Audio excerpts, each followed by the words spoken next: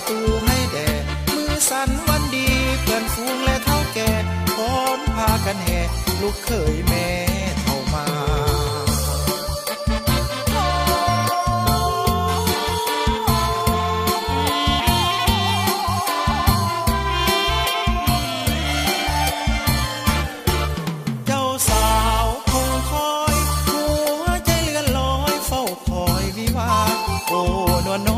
ประตูของข้า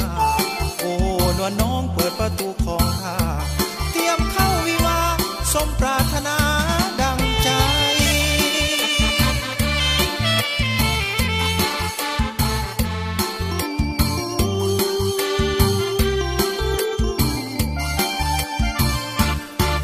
ข้าดอ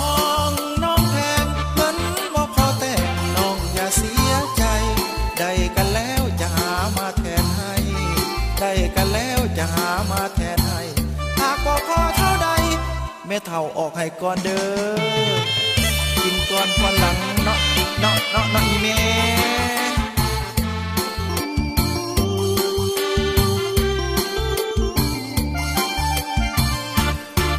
เจ้าบ่าวแต่งกายใส่เสื้อสีไผ่นุ่งเสื้อไหมเบียงแพ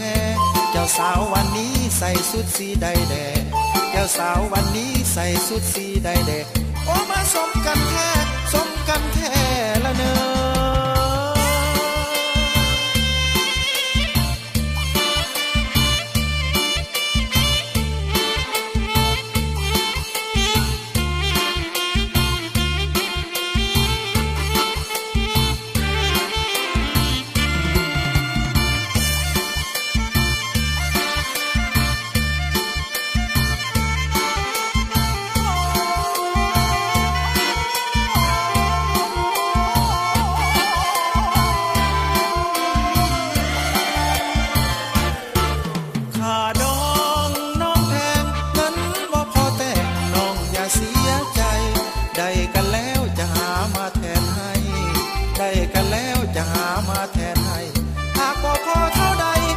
แม่เฒ่าออกให้ก่อนเด้อ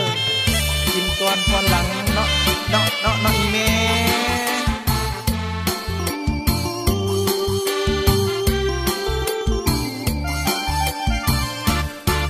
เจ้าบ่าวแต่งกายใส่เสื้อสีไผ่นุ่งเสื้อไหมเบียงแพ